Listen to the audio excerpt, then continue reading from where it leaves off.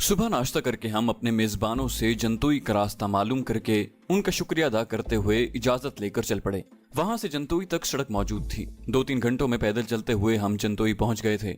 हमने अपना हुलिया और लिबास उसी इलाके के लोगों जैसा बनाया हुआ था, इसलिए किसी ने हम पर खास तवज्जो नहीं दी थी। इस इलाके के लिहाज से जंतोई एक बड़ी आबादी का गाँव था। एक मस्जिद के करीब से गुजरते हुए मुझे तबलीगी जमात डेरा डाले नजर आई। सरदार खान को आंख से इशारा करके मैं मस्जिद में ही घुस गया। सरदार ने मेरी तकलीद की थी। हमारे पास मौजूद सफरी थैलों से उन्हें ये अंदाजा लगाने में देर नहीं लगी थी कि हम मुसाफिर हैं। उनसे हाथ मिलाकर हमने अपना सामान एक दीवार के साथ रखा और वुजू करने लगे। हमारे वुजू करने तक उनके खाने का वक्त हो गया था। दस्तरखान बिछाकर उन्होंने हमें खुलूस से खाना खाने की दावत दी। हमारा तो मतमय नजर ही उस वक्त खाना खाना था, इसलिए हम बिला तकल्लुफ उनके साथ शामिल हो गए। खाने के बाद भी हम उनके साथ बैठे रहे। उनका अमीर एक बारिश शख्स था। अपना तारुफ वगैरह करवाने के बाद उसने गैर महसूस अंदाज में गुफ्तगू का रुख दावत इल्लल्लाह की तरफ मोड़ दिया। जोहर की अजान तक हम उसकी पुरमगज और रूह परवर गुफ्तगू से मुस्तफीद होते रहे। नमाज पढ़कर भी हम वहीं बैठे रहे। अपनी दावत के रोजमर्रा से फारिग होकर उन्होंने हमें चाय भी पिलाई।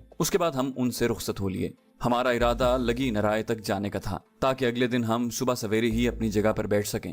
असर से पहले ही हम लगी नराय पहुंच गए थे, लेकिन वहां रुकने की बजाय हम आगे बढ़ते गए। लगी नराय गांव से आगे मुसलसल चढ़ाई थी। जब हम वहां पहुंचे तो शाम का मलगजा अंधेरा छा चुका था। मुकम्मल अंधेरा छाने से पहले हमने रात गुजारने के लिए जगह तलाश कर ली। दरख्तों के झुंड में मौजूद एक बड़ी चट्टान के नीचे हमने अपना सामान रखा और अतराफ में घूमकर चंद मिनटों में काफी सारी खुश्क लकड़ियां इकट्ठी कर ली। वहां अच्छी खासी सर्दी महसूस हो रही थी। अपनी गर्म चादरें दाएं बाएं बांधकर हमने हवा की आमद का रास्ता रोकने की वाजिबी सी कोशिश की और फिर आग जला दी। ऐसे मौके के लिए हम पहले से इंतजाम करके चले थे। सरदार स्टील का कटोरा निकाल कर चाय बनाने लगा। चनों वगैरह से बने ग़िज़ाइयत से भरपूर मखसूस बिस्किट हमारे पास मौजूद थे। 2-3 बिस्किट ही आदमी को 12-13 घंटे के लिए खुराक से बेनियाज कर देते थे। चाय वगैरह पीकर सरदार ने मेरा स्लीपिंग बैग नीचे बिछाया और अपने स्लीपिंग बैग में घुसकर सो गया, जबकि मैं रात 1 बजे जागता रहा। इस दौरान मैंने आग को बुझने नहीं दिया था। 1 बजे सरदार ने मेरी जगह संभाल ली और मैं सो गया।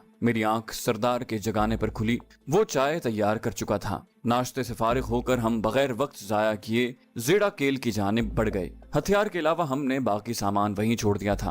वो चोटी करीबन 300-400 मीटर आगे थी। उसकी बुलंदी भी लगी नराय से कुछ ज्यादा थी। 15-20 मिनट में हम वहां थे। मजीद घंटा भर लगाकर हमने अपने लिए एक फायरिंग पोजीशन बना ली, ऐसी जगह जहां से हमें आसानी से नहीं देखा जा सकता था। कच्चा रास्ता काफी नीचे से गुजर रहा था। ये जगह ऐसी थी कि वहां से सड़क तक उतरने के लिए काफी दूर जाकर रास्ता मिलता था। वो दर्रानुमा रास्ता बन रहा था। हमें अपनी जगह पर छुपे घंटा भर ही हुआ होगा कि मुझे बाएं जानिब हरकत नजर आई। दूरबीन तो हमारे पास मौजूद नहीं थी। मैंने ड्रैगनॉव राइफल की टेलीस्कोप में देखा। 2-3 आदमी ऊपर आ रहे थे। उन्होंने हाथों में क्लैशनकोफें थामी हुई थी। उनके इत्मीनान को देखकर पता चलता था कि वो इस बात को जानते हैं कि इस पहाड़ी पर आर्मी की कोई पिकेट लगी हुई नहीं है, और ऐसा लाजमी तौर पर इस वजह से था कि वो आर्मी की हरकत से बाखबर रहते थे। मजीद कुछ देर की जुस्तजू के बाद मुझे उनकी सही तादाद मालूम हो गई। मैंने कहा, सरदार खान 5 आदमी हैं और तमाम के पास क्लैशनकोफें हैं। सरदार मुस्कुराया, गोया तुम्हारी 5 गोलियां जाया हो गईं। वो एक अच्छा निशानेबाज था। पठान यूं भी हथियार के इस्तेमाल के माहिर होते हैं,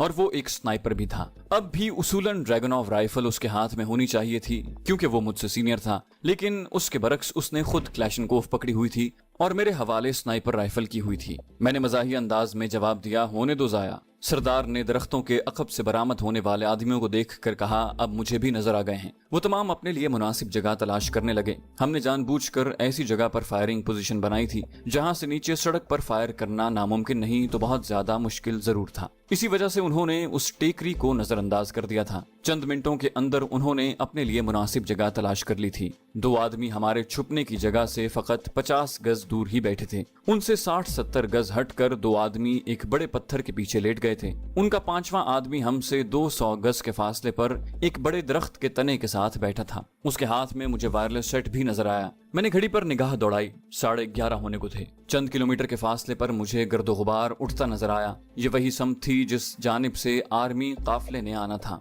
मेरे कानों में दहशतगर्दों के कहकहे की आवाज आई। नामालूम किस बात पर वो हंस रहे थे। उनके हमले का तरीकाकार मुझे मालूम था। क्लैशनकोफ के सेफ्टी लीवर को ब्रस्ट पर सेट करके ये बैरल का रुख आर्मी के जवानों की तरफ करके ट्रिगर दबा देते थे, और जब तक मैगजीन खाली नहीं हो जाती ट्रिगर दबाए रखते। इस तरह अंधाधुंध फायरिंग की जद में पाक आर्मी का कोई ना कोई जवान लाजमी आ जाता और यही उनकी कामयाबी होती। सरदार ने सरगोशी करते हुए नजदीक मौजूद दो आदमियों की तरफ इशारा किया। मेरा ख्याल है पहले इन्हीं दोनों का सर उड़ाना। मैंने नफी में सर हिलाते हुए सरगोशी की, नहीं पहले दूर वालों को अगर हमारी भिनक मिल गई तो वो छुप सकते हैं, ये दोनों तो घड़े की मछली हैं। उसने इस बात में सर हिलाया। सही है। अगले आधे घंटे में आर्मी का काफिला करीब पहुंच गया था। काफिले के करीब पहुंचते ही मैंने सबसे दूर मौजूद शख्स के सर का निशाना साध लिया।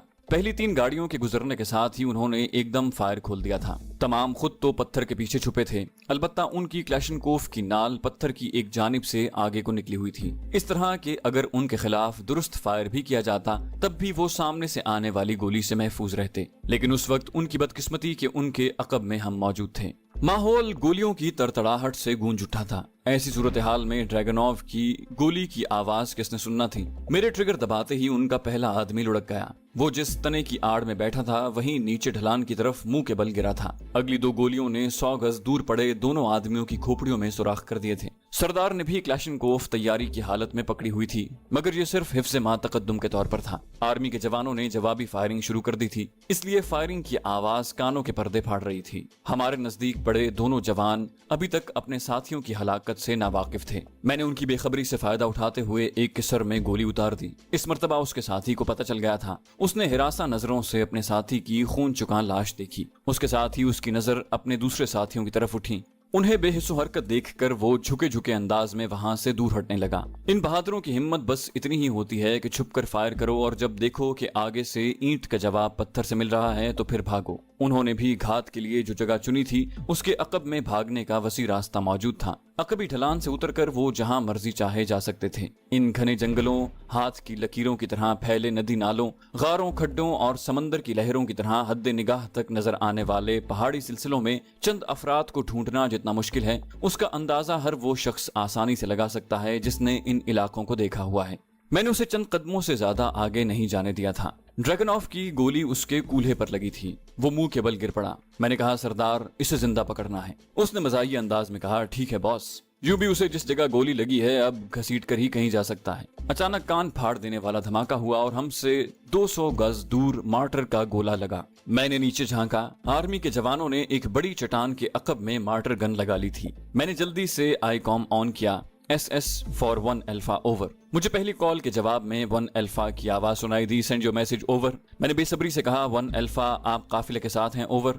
आवाज आई, हाँ साथ हूं तो तुम्हें सुन रहा हूं ना, वरना इतनी दूर तक आवाज कहाँ जाती है? ओवर। मैंने कहा, तो फिर जल्दी से मार्टर का फायर रुकवाओ, यहाँ अब हम 2 ही बच गए हैं। 5 बंदे थे, सारे जहन्नम वासिल हो गए हैं। ओवर। गुड कहकर खामोशी छा गई थी। उसी वक्त एक और गोला पहले गोले से 50 गज हमारी तरफ लगा था। मैंने कहा, अल्फा 1 फॉर SS ओवर।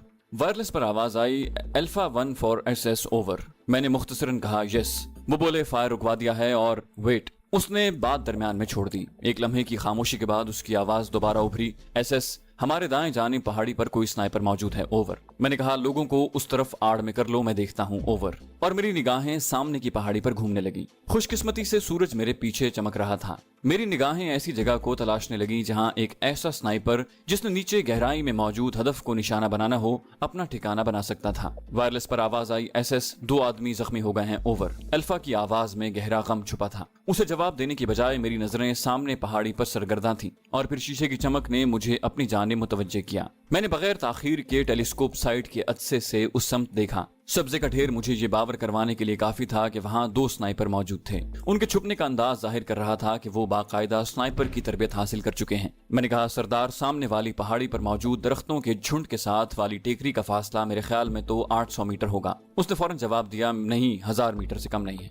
चूंकि हमारे पास लेजर रेंज फाइंडर नहीं था, इसलिए मैं अंदाजे वाला कुलिया इस्तेमाल कर रहा था। मैंने कहा, ठीक है, 900 रेंज लगा दी है। मैंने फौरन अपने और उसके अंदाजे की औसत निकालते हुए 900 की रेंज लगाई और उस सब्जे की ढेर पर शिस्त साध ली। अचानक मुझे हल्की सी हरकत दिखाई दी। शायद उसने सर ऊपर उठाकर देखने की कोशिश की थी। मेरी उंगली ने फौरन ट्रिगर की आजादाना हरकत को पूरा किया। हल्के से धमाके के साथ मैंने उठते हुए सर को नीचे गिरते देखा। ऐसा 2 सूरतों में हो सकता था, या तो उसे गोली लग गई थी या वो अगली गोली से बचने के लिए लेटा था। लेकिन उसके साथ पड़े ढेर में हरकत हुई तो मुझे यकीन हो गया कि मेरा पहला अंदाजा दुरुस्त था। वो मेरी गोली का शिकार हो चुका था। मैंने अंदाजे से बिल्कुल सही रेंज लगाई थी। दूसरे बेवकूफ ने एकदम उठकर भागने की कोशिश की थी। ड्रैगनोव राइफल आम स्नाइपर राइफल के बरक्स सेमी ऑटोमेटिक है। इसलिए मुझे राइफल को दोबारा कॉक करने की जरूरत नहीं थी और जमीन से उठकर उसने यूं भी मुझे ज्यादा हदफ मुहैया कर दिया था। यकीनन गोली उसकी गर्दन के थोड़ा नीचे दोनों कंधों के बीच में लगी थी। वो मुंह के बल गिर गया था। SS फॉर अल्फा ओवर,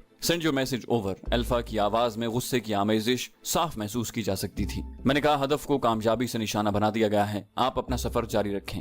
आवाज आई, गुड, ओवर एंड ऑल। उसके लहजे में गुस्से की जगह इत्मीनान और खुशी थी। मैंने कहा, सरदार अपने दोस्त को संभालो। यस बॉस कहकर वो थोड़ी दूर औंधे लेटे दुश्मन की तरफ बढ़ गया। मेरी नजरें चारों जानिब सरगर्दा रहीं। मुमकिन था कोई छुपा हुआ शिकारी हमारी ताक में होता, मगर सरदार को बखैर खूबी उस जख्मी के पास पहुंचते देखकर मैंने इत्मीनान का सांस लिया। मैंने सरदार को आवाज दी, उसे यहाँ ले आओ, और वो नीचे पड़े दुश्मन का हाथ पकड़कर उसे मेरी जानिब घसीटने लगा। सरदार ने उसे टेकरी की जड़ में फेंका। मैं नीचे उतरकर उनके करीब पहुंच गया। वो बुरी तरह कराह रहा था। मैंने पांव की ठोकर उसे रसीद की। उसके चेहरे के नकूश दर्द की शिद्दत से बिगड़ गए थे। उसके साथ ही उसकी आंखों में खौफ और नफरत भरे तासुरात को महसूस करना मुश्किल नहीं था। मैंने उसे पूछा, तो तुम्हारा नाम क्या है? वो दर्द की शिद्दत से कराह रहा था। तुम किसके आदमी हो? उसने बमुश्किल अपनी कराहों पर काबू पाकर बिगड़े हुए लहजे में दरियाफ्त किया। मैंने उसकी जख्मी तरफ पांव रखकर जोर से दबाया। मैंने कुछ पूछा है? उसने दर्द से चिल्लाते हुए कहा, मेरा नाम जमीर खान। मैंने पूछा, तो तुम किसके आदमी हो?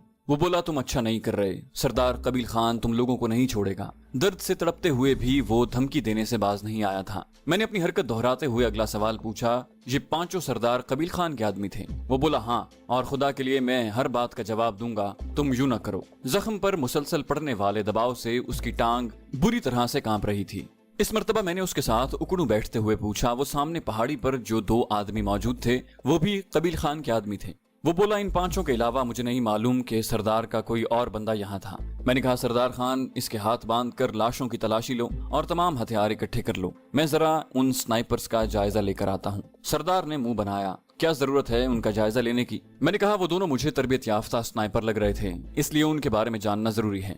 अपने पास 30 बोर पिस्तौल की मौजूदगी का यकीन करते हुए मैं उस तरफ बढ़ गया जहां से नीचे उतर सकता था। आर्मी का काफिला वहां से निकल गया था। सामने वाली पहाड़ी का हवाई फासला तो 800-900 मीटर था, लेकिन दरमियान में एक नाला पड़ता था। उस वजह से जमीनी फासला ज्यादा बन रहा था। फिर उस मकाम से बराह रास्त नाले में उतरना भी मुश्किल था। उसके लिए मुझे 300-400 मीटर दाएं जाना पड़ा। वहां से नाले में उतरकर मैं तेज तेज चलते हुए मतलूबा पहाड़ी की जानिब बढ़ने लगा। यूं भी उस इलाके में दौड़ना करीबन नामुमकिन ही है, क्योंकि ऑक्सीजन की कमी की वजह से सांस बहुत ज्यादा फूल जाता है। उतराई में जाते हुए तो फिर भी कुछ न कुछ दौड़ा जा सकता है, चढ़ाई चढ़ते हुए तो ऐसा सोचना ही बेवकूफी है। मैं नाले में आगे बढ़ता गया। मुनासिब ढलवान आते ही मैं ऊपर चढ़ने लगा। दरमियान से कुछ ऊपर पहुंचते ही मैंने पिस्तौल हाथ में पकड़ लिया था। मतलूबा जगह के करीब पहुंचकर मैं दबे कदमों आगे बढ़ने लगा। उन दोनों में से अगर कोई जिंदा बच गया होता तो मुझे नुकसान भी पहुंचा सकता था। ये भी मुमकिन था कि उनका कोई तीसरा आदमी भी वहां मौजूद होता, लेकिन ये सिर्फ इम्कान था। स्नाइपर्स उमूमन जोड़ियों में अपना काम करते हैं या फिर अकेले। एक चट्टान के पीछे छुपकर मैंने चंद सेकंड सुनगुन ली और फिर अपना सर आगे को निकालकर उनका जायजा लिया, मगर उनके बदन में हरकत नजर नहीं आ रही थी। फिर भी एहतियात का दामन हाथ से छोड़े बगैर मैं उनकी जानिब बढ़ा। सबसे पहले मैंने उसका जायजा लिया जो फरार होने की कोशिश में मेरी गोली का निशाना बना था। मैंने उसे सीधा किया। शक्ल से वो कोई मकामी ही नजर आ रहा था। उसकी हरकत यही जाहिर कर रही थी कि वो कोई बाकायदा स्नाइपर नहीं था, वरना यूं उठकर न भागता। अलबत्ता उसका छुपना मुझे अचंभे में डाले हुए था। दूसरा स्नाइपर गहरे सब्ज रंग के लिबास में ही था। उसकी राइफल भी सब्ज रंग की पट्टियों और छोटी छोटी टहनियों से ढकी हुई थी। मैंने उसकी लाश को सीधा किया और मेरे मुंह से गहरा सांस खारिज हुआ। वो कोई यूरोपियन था, खद्दोखाल से अमरीकी ही लग रहा था। अब उसके छुपाव का उकदा मुझ पर खुल चुका था। मैंने उसकी राइफल से टहनियां हटाई और मुझे अपने दिल की धड़कन तेज होती हुई महसूस हुई। टहनियां हटते ही बैरेट MM 107 मेरे सामने पड़ी। मेरे दिल की धड़कनों को मजीद तेज कर रही थी। ये अमेरिका की इजाद करदा आला क्वालिटी की स्नाइपर राइफल थी। इसकी रेंज 1850 मीटर है। उसकी मैगजीन में भी 10 गोलियां पड़ती हैं। मैं अपने वहां आने के फैसले को दिल ही दिल में सराहने लगा। उस राइफल के लिए तो मैं कराची तक भी पैदल जा सकता था।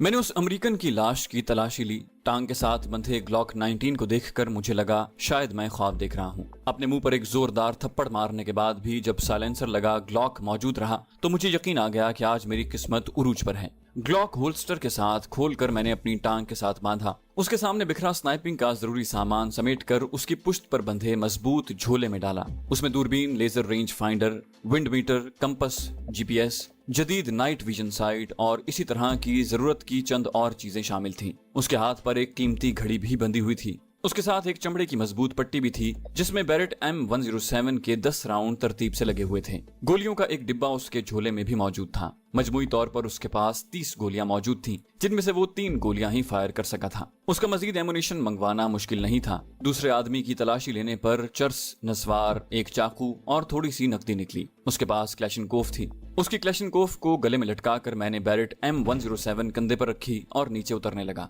1.5 घंटे बाद मैं सरदार के पास पहुंच गया था। मजमूई तौर पर मैं 2.5 घंटे लगा कर आ रहा था। सरदार अहम काम निपटा चुका था। तमाम लाशें उसने एक गड्ढे में डाल दी थी। उनके पास मौजूद आईकॉम सेट उसने अपने कब्जे में कर लिया था। एक आईकॉम सेट मुझे उस स्नाइपर के पास भी मिला था, बल्कि उसके साथ तो एयरफोन भी था जो उसने कान में लगाया हुआ था। मुझे देखते ही सरदार ने शिकवा किया, बड़ी देर लगा दी। मैंने कहा, अल्लाह के बंदे, जो कुछ मुझे वहां मिला है, अगर उसके लिए 1 हफ्ता भी लग जाता तो कम था। मैंने मुसरत भरे लहजे में जवाब दिया, बैरेट M107, दूरबीन, compass, wind meter, laser range finder, Glock 19 और बहुत कुछ। ये कहते हुए मैंने M107 कंधे से उतार कर उसके सामने रख दी। अरे वाह, ये उनके पास कैसे?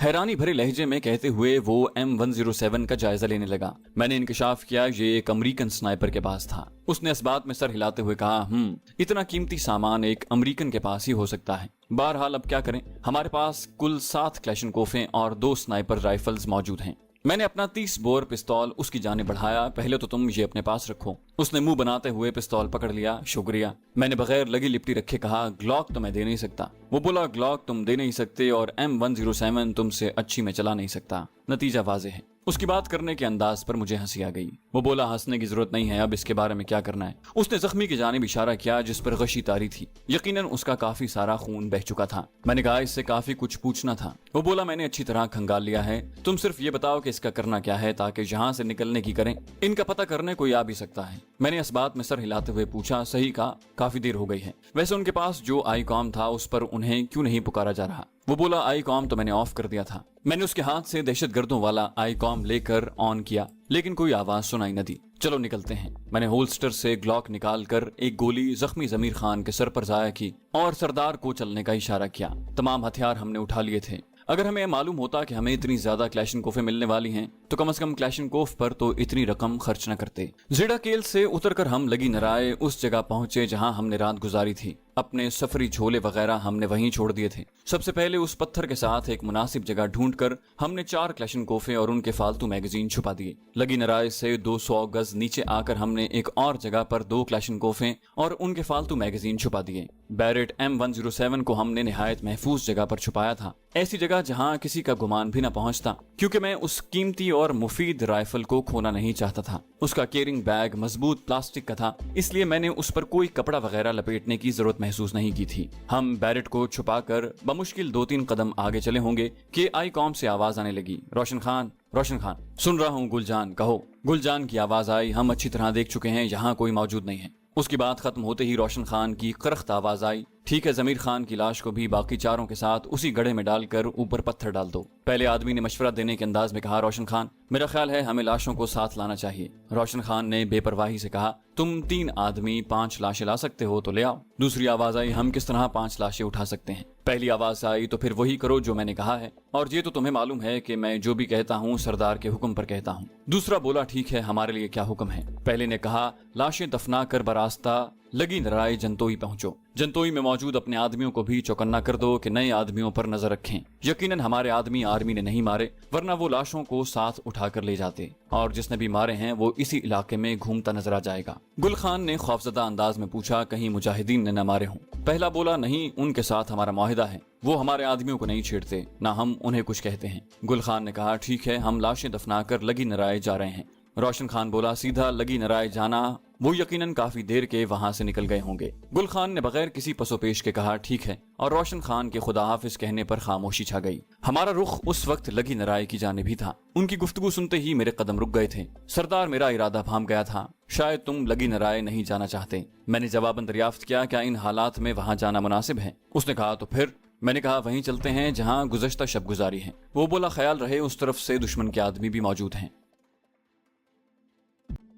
हमारा रुख उस वक्त लगी नराए की ही जानिब था। आईकॉम पर उनकी गुफ्तगू सुनते ही मेरे कदम रुक गए थे। सरदार मेरा इरादा भांप गया था। शायद तुम लगी नराय नहीं जाना चाहते। मैंने जवाबन दरियाफ्त किया, क्या इन हालात में वहां जाना मुनासिब होगा? वो बोला, तो फिर? मैंने कहा, वहां चलते हैं जहां गुज़श्ता शब गुजारी थी। उसने कहा, ख्याल रहे उस तरफ से दुश्मन के आदमी भी मौजूद होंगे। मैंने कहा, नहीं, शाम का अंधेरा छा रहा है, यकीनन वो ज़ेड़ा केल से सीधा लगी नराय का रुख करेंगे। लगी नराय पर आने का उनका कोई जवाज नहीं बनता। यूं भी उन्हें इसी बात का हुक्म दिया गया है कि वो सीधा लगी नराय का रुख करें।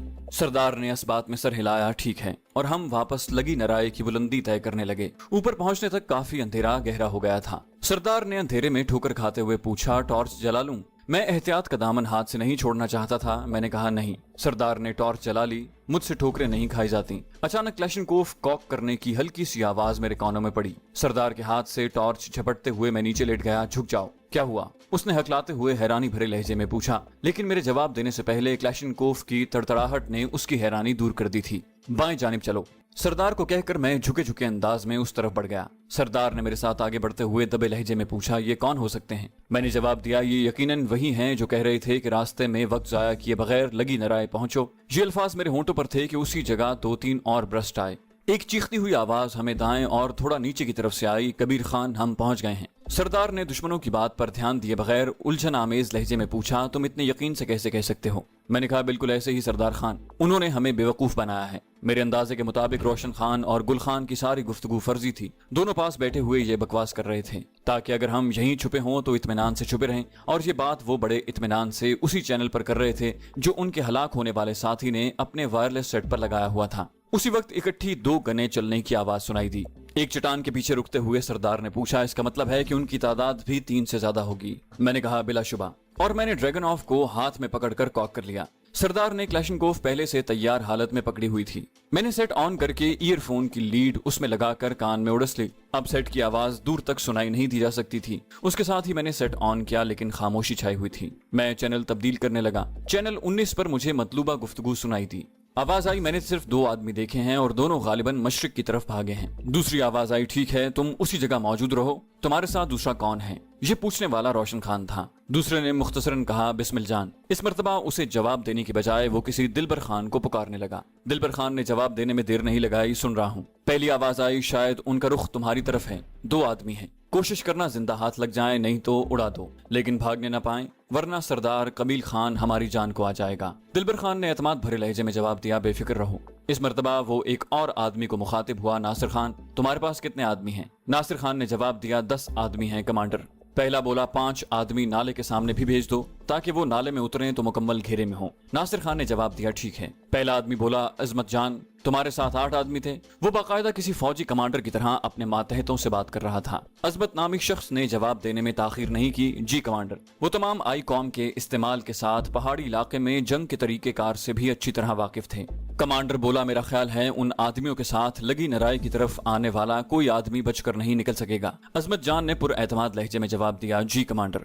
मैंने साथ बैठे सरदार खान को दबी आवाज में सूरत हाल से आगाह किया, सरदार खान बुरे फंसे हैं। इन पहाड़ियों को उन्होंने चारों तरफ से घेरा हुआ है। सरदार ने एतमाद भरी सरगोशी से जवाब दिया, अगर उनके पास 100 बंदे भी हों तब भी इन पहाड़ियों को नहीं घेर सकते। मैंने कहा, बात तो ठीक है, लेकिन फिलहाल हम घेरे में हैं दोस्त। सरदार ने मशवरा दिया, लगी नराय की तरफ नीचे उतरने के बारे में क्या ख्याल है? मैंने नफी में सर हिलाया, नहीं, उस जानिब कोई अजमत जान 8 आदमियों के साथ हमारा मुंतजिर है। सरदार खान ने कहा, वैसे तुम्हारा मशवरा मानकर मैंने बहुत बेवकूफी का सबूत दिया है। मैं हंसा। वो बोला, राजा जीशान हैदर साहब, एक बात बता दूं, अगर हम रात के अंधेरे में उनके घेरे से न निकल सके तो दिन की रोशनी में हमारा भागना नामुमकिन हो जाएगा। मैंने इस बात में सर हिलाया, सही कहा। सरदार ने मुझे हल्के से शोले की जानिब मुतवज्जे किया, कोई सिगरेट सुलगा रहा है। उसका फासला हमसे 50 गज से ज्यादा नहीं था। मैंने कहा, ये इसकी जिंदगी का आखिरी कश होगा, और मैंने टेलीस्कोप के कवर उतारे बगैर ही ड्रैगन ऑफ की मजल को उसकी जानिब सीधा किया। इतने नजदीकी फासले पर मुझे टेलीस्कोप साइट की इस्तेमाल की जरूरत नहीं थी। ट्रिगर दबाते ही धमाके की गूंज के साथ एक दर्द भरी कर्राह ने मुझे बता दिया कि मैं कामयाब रहा था। उसी वक्त क्लैशनकोफ का अंधाधुंध फायर उस पत्थर की जानिब आने लगा। मैंने कहा, सरदार नीचे लेटकर उसी समत जाना है जिधर से फायर आ रहा है। दबी आवाज में हंसते हुए उसने कहा, गोया मुझे एक बार फिर बेवकूफ बनना पड़ेगा। मेरा मतलब है तुम्हारी बात मानकर। मैंने कहा मजाक का वक्त नहीं है खान साहब, उन्हें हमारी जगह के बारे में मालूम हो गया है। सरदार ने जवाब दिया, मैं तो मजाक नहीं कर रहा। उसी वक्त किसी ने टॉर्च की रोशनी हमारी समत फेंकी। वो शायद हमारे छुपने की जगह का जायजा लेना चाहता था। वो इस बात में कामयाब भी हो गया, लेकिन जिंदगी की बाजी हार गया। वो बेवकूफ शायद जानता नहीं था कि रोशनी पर निशाना साधना कितना आसान काम था। ड्रैगनॉफ की एक और गोली कम हो गई थी। रोशन खान की धाड़ती हुई आवाज सुनाई दी, अब अगर किसी उल्लू के पट्टे ने रोशनी करने की कोशिश की तो उसे मैं खुद गोली मार दूंगा। उसी वक्त क्लैशनकोफ के 2-3 ब्रस्ट हमारी तरफ आए, मगर हमने जवाबी फायर से गुरेज किया। हमारे पास इतना फालतू एमुनिशन नहीं था कि उनके हर फायर का जवाब देते। रोशन खान की आवाज आई, तुम लोग चारों तरफ से घेरे में हो, बेहतर यही होगा कि खुद को हमारे हवाले कर दो। मैं उसकी आवाज को अच्छी तरह पहचान गया था। उसकी बात का जवाब सरदार ने 2 गोली फायर के साथ दिया। सरदार के फायर के साथ 2-3 ब्रस्ट फायर आए, लेकिन हम पत्थर की चट्टान के बायस महफूज रहे। मुझे आई कॉम पर रोशन खान की आवाज सुनाई दी। वो दिलबर खान को पुकार रहा था। दिलबर खान के जवाब देने पर वो कहने लगा, दिलबर अपने आदमियों के साथ हमारी तरफ बढ़ते आओ। जवाबन दिलबर खान ने जी कमांडर कहकर हुक्म पर अमल पैरा होने का इंदिया दिया। उसके साथ ही रोशन खान किसी बर्मन खान को आवाज देने लगा। बर्मन खान के हुक्म जनाब पर वो पूछने लगा, तुम्हारे पास हैंड ग्रेनेड मौजूद हैं? बर्मन खान ने कहा, जी हाँ 3 ग्रेनेड मौजूद हैं। वो बोला, फौरन मेरे पास आ जाओ, मैं इस वक्त लगी नाराय की बुलंदी पर खड़ा हूँ। वो बोला, कमांडर 10 मिनट लग जाएंगे। रोशन खान बोला, मैं मुंतजिर हूँ, और खामोश हो गया। मैंने कहा, सरदार रोशन खान किसी आदमी से हैंड ग्रेनेड मंगवा रहा है। यकीनन उसका इरादा हमारे खिलाफ हैंड ग्रेनेड इस्तेमाल करने का है, इसलिए जितना जल्दी हो यहाँ से निकलना चाहिए। सरदार ने मशवरा दिया, मेरा ख्याल है सामने की बजाय दाएं तरफ निकल चलते हैं। मैंने नफी में सर हिलाया। उस तरफ तंग नाला है, अगर उसमें उतर गए तो चूहे दान में फंस जाएंगे। उन्होंने नाले को भी घेरा हुआ है। सरदार खान अपनी बात पर मुसिर रहा। मुकम्मल नहीं उतरते, ढलान पर होकर जेड़ाकेल की जानिब बढ़ने की कोशिश करते हैं। अगर रोशन खान पार्टी की हद बंदी से गुजर गए तो आगे जाना मुश्किल नहीं होगा। लगता है लीजोना के साथ 2 माह गुजार कर तुम में भी अकल आ गई है। उसने पूछा, तो चलें, इससे पहले कि हैंड ग्रेनेड का सामना करना पड़ जाए। मैंने कहा, मेरे पीछे रहना और तुम फायर न करना। मेरे पास साइलेंसर लगा पिस्तौल है, किसी भी अचानक नमूदार होने वाले को मैं खुद संभाल लूंगा। उससे बात करते हुए मैंने ड्रैगनॉफ राइफल की स्लिंग सर से गुजार कर अपनी छाती के सामने लगाई। इस तरह कि राइफल मेरे पुश्त पर बंधे थैले पर मजबूती से ठहर गई। साइलेंसर लगा, ग्लॉक 19 मेरे हाथ में था। सरदार ने कहा, ठीक है, और उसका जवाब सुनते ही मैं झुके झुके अंदाज में आगे बढ़ गया। हम जिस चट्टान के पीछे दुबके थे उसके सामने रोशन खान ने मोर्चा बना रखा था। उसके अकबी जानिब दिलबर खान अपने आदमियों के साथ आ रहा था। दाएं जानिब अजमत खान और बाएं जानिब नासिर खान अपने आदमियों के साथ मौजूद था। लेकिन नासिर खान नाले की परली तरफ और सामने की समत में मौजूद था। वो नाला जेड़ाकेल से निकल रहा था। लाजमी तौर पर जेड़ाकेल की बुलंदी पर उनके आदमियों ने मौजूद होना था। रोशन खान जैसे शातिर से बैद था कि उसने वो समत नजरअंदाज कर दी हो। लेकिन जेड़ाकेल की परली जानिब अगर हम पहुंच जाते जिस तरफ अमेरिकन स्नाइपर मेरा निशाना बना था तो हमारा निकलना मुश्किल नहीं था।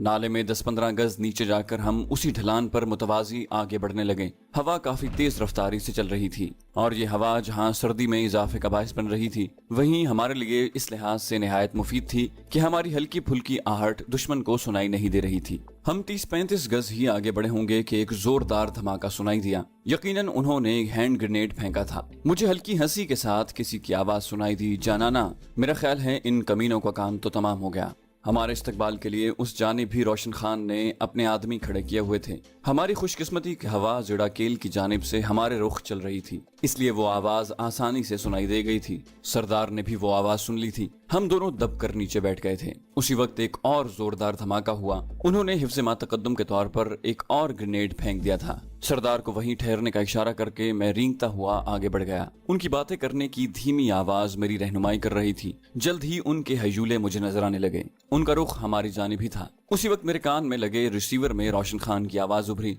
और साथ ही वही आवाज मुझे उन आदमियों के पास मौजूद आई कॉम से भी आ रही थी। तमाम पार्टियां होशियार रहें, वो यहाँ से गायब हैं। मुझे पहले वाली आवाज सुनाई दी, इसका मतलब फिर बच गए हैं कमीने। और उसके साथ ही मैंने ग्लॉक सीधा करके मुसलसल 2 मरतबा ट्रिगर दबा दिया। ठक ठक की आवाज के साथ 2 दर्द भरी कर्राहें उभरी। मैं जमीन से उठकर तेजी से आगे बढ़ा। सरदार ने भी मेरी तकलीद की थी। उनके तड़पते अजसाम को फलांगते हुए हम आगे बढ़ गए। 10-15 गज आगे जाते ही हम दोबारा बुलंदी चढ़ने लगे। ढलवान से हमवार सतह पर आते ही हम तेजी से जेड़ाकेल की तरफ बढ़ गए थे। नासिर खान, तैयार हो जाओ, मेरा ख्याल है वो नाले में उतर गए हैं। नासिर की एतमाद भरी आवाज उभरी, हम तैयार हैं कमांडर। हम जेड़ा केल की बुलंदी पर चढ़ने लग गए थे।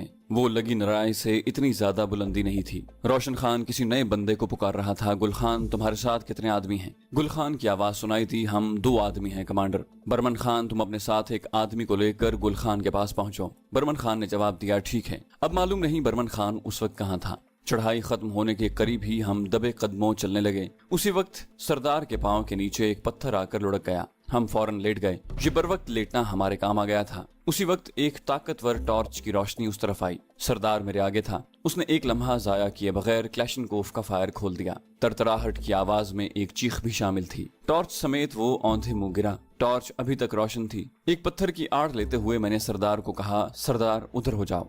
उसी वक्त रोशन खान भी अपने आदमी से पूछने लग गया था, गुल खान फायर तुमने किया है? गुल खान जिंदा होता तो जवाब देता। सरदार एक सेकंड भी जाया किए बगैर लेटे लेटे ही लुढ़कते हुए मेरे पास आ गया और उसी वक्त किसी ने क्लैशनकोफ का फायर खोल दिया। क्लैशनकोफ मुसलसल गरजने लगी। उसने उस वक्त तक ट्रिगर से उंगली न उठाई जब तक ट्रिंच की आवाज के साथ क्लैशनकोफ खाली न हो गई थी। हम पत्थर के पीछे सिमट कर लेटे रहे थे। अगर वो पत्थर न होता तो हम यकीनन मारे गए थे। ट्रेंच की आवाज सुनते ही मैंने कहा, सरदार फायर। और उसने लेटे लेटे मतलूबा जानिब क्लैशनकोफ की नाल करते हुए ट्रिगर दबा दिया। मुसलसल धमाकों की वजह से हमें पता नहीं चला कि वो फायरिंग कामयाब गई थी या नाकाम। आईकॉम पर रोशन खान मुसलसल गुल खान को पुकार रहा था। मैगजीन खाली होते ही सरदार ने नई मैगजीन लगाते हुए क्लैशनकोफ कॉक की लगी नराई की जानिब से 2-3 ब्रस्ट फायर हुए। यकीनन वो उसी जानिब ही बढ़ते चले आ रहे थे। सरदार खतरा तो मोल लेना पड़ेगा। मैं उठकर थोड़ा दाएं मुड़ा और झुके झुके अंदाज में आगे बढ़ने लगा। सामने से फायर न आता देखकर मैं समझ गया था कि सरदार की गोलियां रायगा नहीं गई थी। जेड़ा केल की बुलंदी चढ़ते ही मैंने उस तरफ का रुख किया जहां से मैं दिन को उतरकर अमेरिकन स्नाइपर वाली पहाड़ी पर चढ़ा था। सरदार मेरे पीछे ही दौड़ता हुआ रहा था।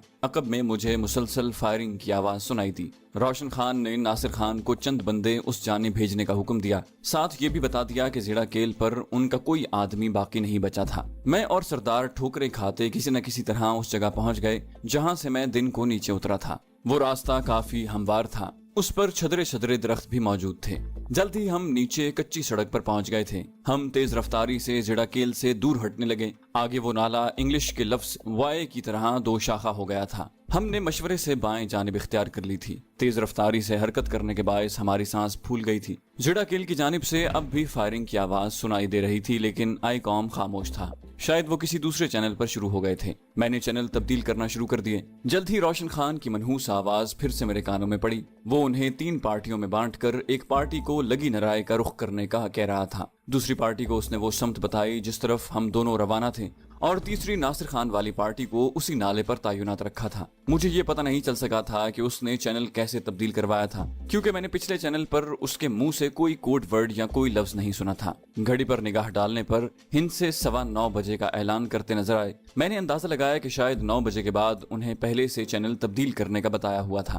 पहले वाला चैनल 9 बजे तक ही इस्तेमाल होना था। वायरलेस सेट को इस्तेमाल करते वक्त इस तरह के चुटकले हर कोई आजमाता रहता है। मैंने सरदार को तफसील बताते हुए कहा, सरदार खान, अब हमारा मुकाबला रोशन खान के 1/3 लश्कर से है। सरदार ने दांत पीसते हुए जवाब दिया, जिस वक्त भी ये रोशन खान हाथ लगा उसे तो मैं अपने हाथ से गोली मार दूंगा। मैंने पीछे मुड़कर देखा, दूर टॉर्च की रोशनी नजर आ रही थी। हमने अपने कदमों की रफ्तार तेज कर ली। एक लिहाज से हमारी रफ्तार को उन पर फौकियत हासिल थी कि उन्होंने हमें तलाश करते हुए आगे बढ़ना था, जबकि हम इर्द गिर्द का जायजा लिए बगैर आगे बढ़ते जा रहे थे। मुसलसल तेज रफ्तारी से सफर करते हमें 3 घंटे होने को थे। शैतान की आंत की तरह वो लंबा नाला अब ऊपर को बुलंद होने लगा था। अचानक 50-60 गज के फासले पर एक ताकतवर टॉर्च की रोशनी हम पर पड़ी। हमने नीचे लेटने में एक लम्हा भी न लगाया था। उसी वक्त सामने से एक ब्रस्ट फायर हुआ। सरदार हकलाया, ये वही ग्रुप है या उनके कोई और साथी हैं? मैं आहिस्ता आहिस्ता पीछे को खिसका। जो भी हैं अब तो बुरे फंसे हैं जी। टॉर्च एक बार फिर रोशन हुई और उसी रोशनी में चंद कदम आगे लगी कांटेदार तार को देखते ही मेरा दिल खुशगवार अंदाज में धड़कने लगा।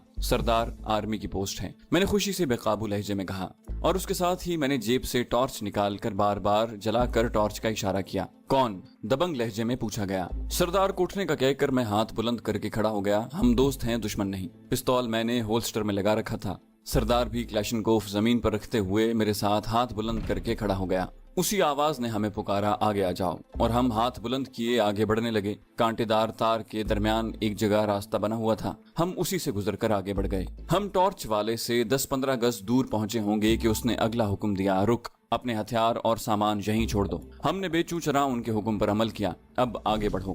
ہتھیار اور تھیلے زمین پر رکھتے ہی ہمیں دوبارہ آگے بلایا گیا۔ نزدیک پہنچنے پر ہمیں 3 فوجی نظر آئے۔ ایک نے ہاتھ میں ٹارچ تھام رکھی تھی جبکہ 2 کے ہاتھوں میں ہتھیار تھے۔ ایک اپنا ہتھیار سلنگ اپ کر کے آگے بڑھا اور ہماری تلاشی لینے لگا۔ تلاشی کے بعد ان کے سینئر نے ایک سپاہی کو ہمارا سامان لینے بھیجا جو ہم ان کے حکم پر پیچھے چھوڑائے تھے۔ تھوڑی دیر بعد ہم پوسٹ کمانڈر کے سامنے کھڑے تھے۔ وہ ایک جونیئر آفیسر تھا۔ جی جناب، اپنا تعارف کروائیں، اس نے ہلکی سی مسکراہٹ سے پوچھا۔ ہمارے پراعتماد لہجے میں کی جانے والی بات چیت سے اسے اتنا اندازہ ہو گیا تھا کہ ہم دشمن نہیں ہیں۔ میں نے کہا، میں اپنے آئی کام سیٹ پر آپ کی بات کسی سے کرانا چاہتا ہوں۔ اس نے اجازت دینے والے انداز میں سر ہلایا، بات کرواؤ۔ اس کا جواب سن کر ایک بندے نے آئی کام سیٹ میری جانب بڑھا دیا۔ آئی کام سیٹ پکڑتے ہوئے میں نے جونیئر آفیسر سے پوچھا، پوسٹ کا نام؟ اس نے بغیر کسی تردد کے پوسٹ کا نام بتایا، یہ ایف بلاک ہے۔ سیٹ آن کر کے میں نے چینل 9 لگایا اور 1 الفا کو پکارنے لگا۔ میرے 2-3 دفعہ پکارنے پر 1 الفا کی بھاری آواز سپیکر سے برآمد ہوئی، send your message over.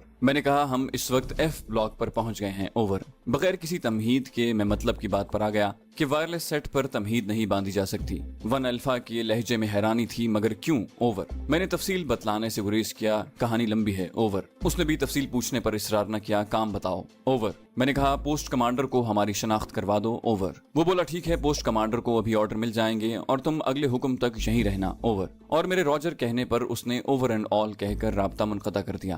5 minute بعد پوسٹ کمانڈر کے بنکر میں پڑے ٹیلی فون کی گھنٹی بجنے لگی۔ اس نے ریسیور اٹھا کر کہا، یس، صوبیدار رمضان بات کر رہا ہوں۔ اور بس دوسری جانب سے اسے کچھ ہدایات دی جانے لگی۔ ہم تو بس اس کی یس سر ہی سنائی دے رہی تھی۔ بات ختم کرتے ہی اس نے ریسیور میری جانب بڑھا دیا۔ السلام علیکم سر، ذیشان حیدر بات کر رہا ہوں۔ میں نے ریسیور کان سے لگاتے ہوئے اپنا تعارف کروایا۔ وعلیکم السلام ذیشان، کل کا دن ایف بلاک پر گزار کر پرسوں تم دونوں ڈی بلاک پر چلے جانا، وہاں 1 الفا تمہارا منتظر ہے۔ ڈی بلاک کا راستہ تمہیں صوبیدار رمضان سے معلوم ہو جائے گا۔ اور میرے ٹھیک ہے سر کہنے پر اس نے خدا حافظ کہہ کر رابطہ منقطع کر دیا۔ میرے ریسیور رکھتے ہی صوبیدار رمضان نے پوچھا، یقیناً آپ لوگوں نے کھانا نہیں کھایا ہوگا؟ سردار نے اس بات میں سر ہلایا، جی سر۔ ایک آدمی کو کھانا لانے کا کہہ کر وہ ہم سے گپ شپ کرنے لگا۔ ہماری دن بھر کی کارروائی چونکہ اپنی فوج کے لیے کوئی راز کی بات نہیں تھی، اس لیے ہم نے اسے مکمل تفصیل سے بتا دیا۔